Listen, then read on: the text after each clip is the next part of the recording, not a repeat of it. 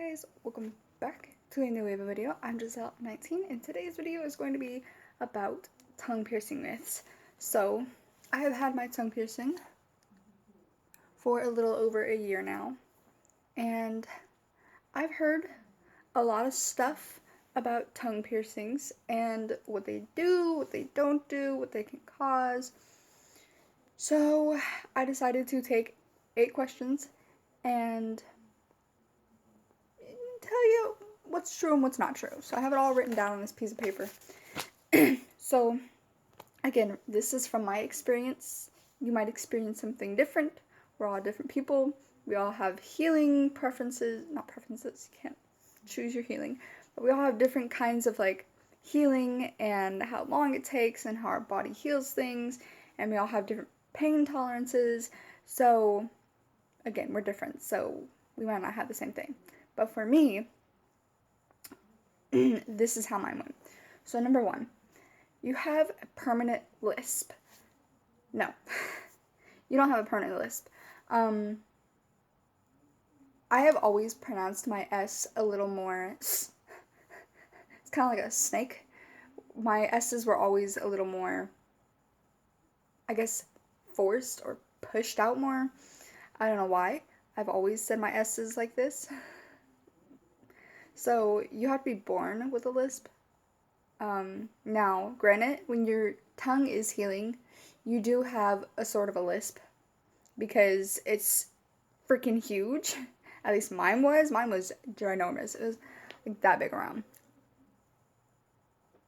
Like it fit that whole fucking circle. Like my tongue was this big around, no joke. It's a little swollen right now because I re-pierced it, but it's not as swollen as when I first pierced it. Number 2, it makes your taste buds go bad, also known as you can't taste food anymore, or it makes your food taste like crap. No. My taste buds are fine. Well, not right now. But I burned my tongue. So, it had nothing to do with the piercing. I burned my tongue. Don't eat something really hot. You damage your taste buds doing that. But, I also eat a lot of salt, so that's not good either. But it does not do anything to your taste buds unless you get a bad piercing. Now, if they pierce your tongue wrong, it can screw your whole tongue up, and that's no bueno. So, don't do that. Go to a professional. Don't get it done by just some rando or some person that says they're a professional. Go to an actual professional. So, yeah, but no, it doesn't make your taste buds go bad or give you trash taste. Number 3, bad breath. So, no. Unless you're not cleaning it, then plaque can build up, and that's no bueno either. And it'll build up on your teeth, around your tongue ring, on the bar of your tongue ring. Oral hygiene. That's all you need. Other than that, no, you don't have bad breath. Number 4, it's really painful. So for me, I have a high pain tolerance. I've pierced my eyebrow, I've pierced my nose right here, I've pierced it this side, I've pierced my septum, I've pierced this. Talk about me personally. Like I said, go to a professional, never pierce yourself. But if you do, okay, be careful. I know places that I should pierce and should not pierce. I've also pierced right here. Then I had a friend pierce up here, but I showed her where to pierce it at. And I've also had my belly button pierced, but I kind of got that professionally done. Like the lady, it wasn't a tattoo shop, it wasn't a piercing shop, but she knew how to pierce. How do I know? Because I know how to pierce, and I was checking her information as she was telling me where she's piercing it. Even though I'm a little irritated because she could have gone up more, because the piercing is actually generally too freaking low. So, I don't know, it's a little agitating, but it is what it is. But no, my piercing, my tongue piercing was not really that painful. The piercing itself didn't really hurt. I was just kind of like, ugh, that's uncomfortable as hell. But, it actually has the opposite effect, where the healing sucks big cojones. Big. big cojones. Oh my gosh. The, the swelling and the healing time was just so not fun. Like, you had to eat cold stuff. Ice is your best friend. Ice cream, any kind of like ice, anything that's cold is really nice. um I tried to eat a sandwich, like a Subway sandwich, after that. Didn't work. um and if you can, kudos to you, because it's really painful and it's really hard. And again, my tongue was like the size of a freaking golf ball. So yeah. All right. Anyway, number 5, hard to eat and chew gum or caramel or anything really sticky. So I'm gonna kind of split this between. So, hard to eat. It is hard to eat during the healing time. It's hard to do anything during the healing time. But after the healing time, it's fine. It doesn't really affect you. You kind of eat normal. If you eat small things like rice, or like you chew up something, it can go around your tongue ring and kind of be a little annoying. Um, but that's about it. It's not really hard to eat. Yeah, anything like a noodle can like wrap around your tongue ring. Never had that happen. So yeah, chew gum or anything like caramely, gum or caramel, or I don't know why I said caramel, but caramel, however y'all say it. Um, I call it caramel. So anything like taffy, caramel, gum, anything sticky or chewy, it's hard to eat too. No. Now, during the freaking beginning, oh yeah, it was so, like, it was really complicated. It kept getting stuck around my tongue ring.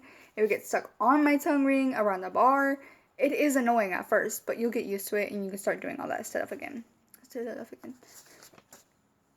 Number 6, it can break your teeth or mess up your gums. So I've never had any problems with it messing up my gums. Um, yeah, it's not really near your gums unless you're constantly like rolling it across your teeth. I don't know. And it can break your teeth. It doesn't break your teeth unless you have like a really hard, I don't know. Like, I've broken a few tongue rings because I chew on them. I don't really chew on them, but I do bite down on them, especially if I'm having like an anxiety thing or I'm having a panic attack. I will kind of just sit here and do that, but I'm not really biting too hard. I'm kind of just like, if a dog were to nip you, that's about it. Um, yeah, if you're to just sit here and go to your finger, that's what I'm doing to my tongue ring. I'm not really biting down on it. I'm just, I don't know what to call it. Like, if you take those things that twist up, little fake dentures, and they just sit there and do that, that's what it feels like. But my teeth are a little sharp. So, yeah, I've never really had any problems with breaking teeth. Unless you're sitting there, like, biting, actually, like, down on it, then you shouldn't have any problems. Or if you're sitting here going, yeah, that can break your teeth, definitely. I've had a friend do that, and it broke her front tooth up here. But no, you shouldn't have any problems with breaking your teeth if you're not messing with it all the time. Number 8. 8, wow. 7, it will never heal. That is a damn lie. So your tongue ring, if you were to take it out, it heals pretty quick. I mean, really quick. So your tongue your tongue heals fast. I mean, it's fast. So, like, I had to take out my tongue ring because my taste buds were inflamed because, again, don't eat hot food. Super hot food. It can damage your taste buds. So I took out my tongue ring because it hurt to have the tongue ring sitting on top of the damaged taste buds. So I took out my tongue ring, and that day, I was like, you know what? I'll put it back in before I go to bed. I fell asleep, and I woke up, and within that time that I was sleeping and woke up, my tongue ring started to close. And I mean, it was closing quick. So you're kind of just like, So I kind of had to push it through, and it wasn't fully closed, but I did kind of have to stretch it out, and I felt it kind of stretch. So it was kind of swollen, but not swollen too bad. So yeah. And then number 8. So this one is a little bit more, I want to say rated R, I guess. I don't know. Not really. Yeah. I don't know. But I guess T for teens, since teens are doing this stuff now.